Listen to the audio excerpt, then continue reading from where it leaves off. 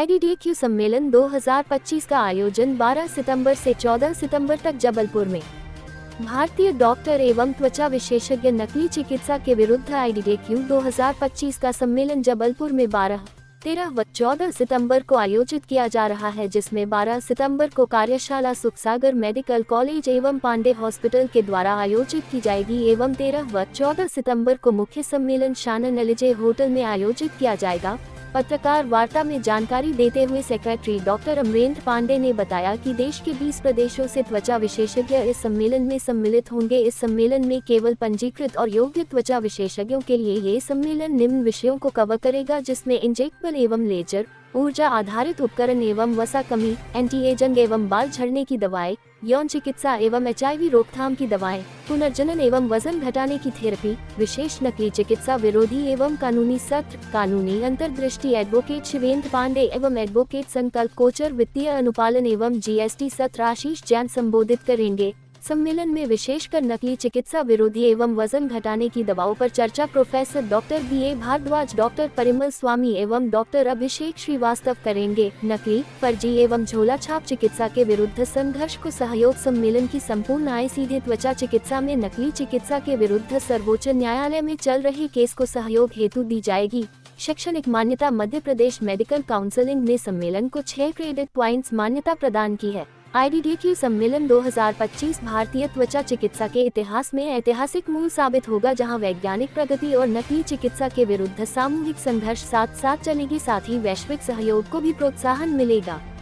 जबलपुर से अनूप चतुर्वेदी की रिपोर्ट। जागरूकता फैलनी चाहिए आम आदमियों के बीच में कि हर कोई स्किन क्लिनिक या हेयर क्लिनिक, हेयर ट्रांसप्लांट करते हैं, ऐसे आप जाइए मत। पहले डिग्री को पूछिए, कहाँ पढ़ा है, कहाँ पूछ लिया, कहाँ उन्होंने पढ़ा है, कहाँ ट्रेनिंग लिया है, किस कॉलेज में डिग्री किया है और कितने साल पर पढ़ा है और कितने साल से वो काम कर रहा है। वो सब अच्छे से क्लिनिक, अच्छे से कलर क्लिनिक किया है तो जाना नहीं है। पहले डिग्री पूछिए, उसके हिसाब से सर्विसेज पूछिए और उसके साथ जाना है। तो पहले क्या हम सब लोग क्या गलत करते हैं कि अगर मैंने एक पास में एक छोटा डॉक्टर है, उससे पूछ लिया तो कोई क्रीम लिख के देगा, तो उससे फ़ायदा नहीं होगा, आपको और बीमारी फैलता है और उसके हिसाब से पैसा भी आपको बहुत ज़्यादा खर्च करना पड़ता है। जो भी गलत हुआ है उनके साथ, वो गलत क्रीम यूज़ करके। तो क्या इस सब क्रीमों को यूज़ करने के बाद टीनिया जो फंगल इन्फेक्शन बोलते हैं और पूरा भारत में वो ज़्यादा से ज़्यादा फैल रहा है, वो किस चीज़ से, ये गलत दवाई देने की वजह से हो रहा है।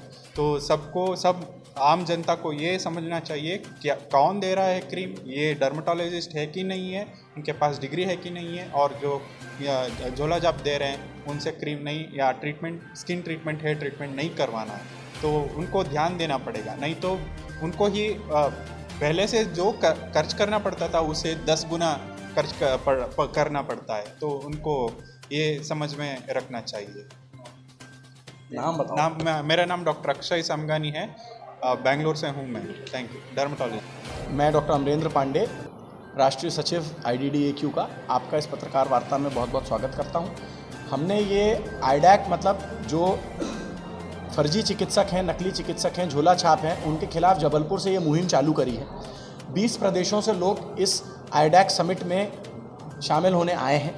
इस समिट से जो भी हमारे पास पैसा बचेगा उसको हम अपने सुप्रीम कोर्ट के केस के लिए इस्तेमाल करेंगे। इस IDAC समिट के माध्यम से हम लोकसभा और राज्यसभा में सवाल भी उठाने वाले हैं कि क्यों राज्य सरकारें और हमारी सेंट्रल गवर्नमेंट कोई भी एक्शन नहीं लेती हैं इन झोला छाप चिकित्सकों पे, जबकि भारतीय न्याय संहिता पे जो ये झोला छाप चिकित्सक कर रहे हैं, जो कई डेंटिस्ट डर्मेटोलॉजिस्ट बन के सामने आ रहे हैं, कई डेंटिस्ट प्लास्टिक सर्जन बन के सामने आ रहे हैं, ये नैतिकता की बात नहीं, ये क्राइम है, इलीगल है, अपराध है, इनको जघन्य गुनाह है, इनको जेल होनी चाहिए, लेकिन जेल नहीं होती, ये बच जाते हैं। जबलपुर में हमारी पीड़ा और गहरी है क्योंकि हमारे CMHO साहब जो भी उनको नियम बताए गए हैं वो पहले नोटिस देते हैं, नोटिस के बाद मौका देते हैं। अभी ऐसी चीज़ जब बेंगलोर में हुई तो जिस डॉक्टर के पास डिग्री नहीं थी, जो झोला छाप डॉक्टर थे, उनको सीधे सीधे उनके 70-80 क्लिनिक को वहाँ के CMHO ने सील किया, कर्नाटक के, बेंगलोर के।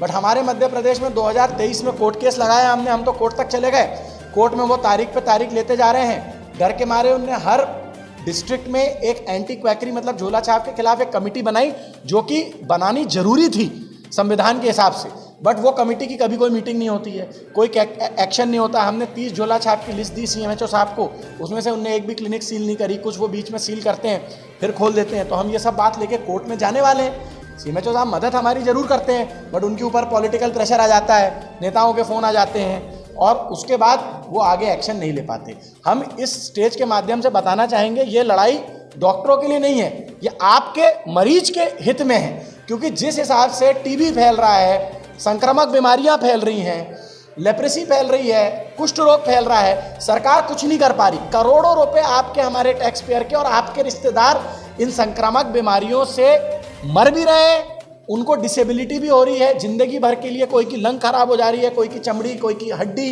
कोई के जॉइंट्स, और सबसे बड़ा इंडिया से जो निकला है फंगल इन्फेक्शन, जिसको हम दांत खाज बोलते हैं, वो पूरी दुनिया में इंडिया का नाम खराब कर रहा है, क्योंकि इंडिया वाला फंगस नॉर्मल दवाई से ठीक नहीं होता, 3-3 महीना दवाई चलानी पड़ रही है। पूरे विश्व में इसका संक्रमण फैल रहा है।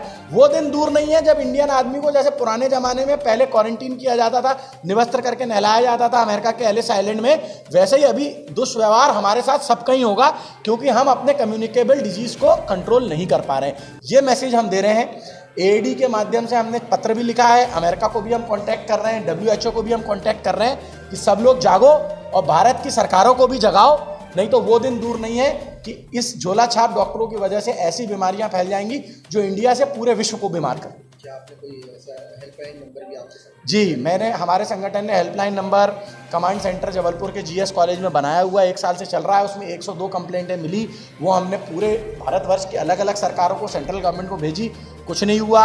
एक और हमारा दूसरा कमांड सेंटर है, उससे हमें 400 कंप्लेंट मिली, वो 400 कंप्लेंट भी हम भेज रहे हैं, बट कोई एक्शन नहीं हो रहा है। इसलिए हमारा अब विचार है कि हम सुप्रीम कोर्ट जाएंगे और सुप्रीम कोर्ट में गुहार लगाएंगे कि ये चीज़ पे आप सुप्रीम कोर्ट सरकार को निर्देशित करें कि इंडिया भर में इस पर रोक लें।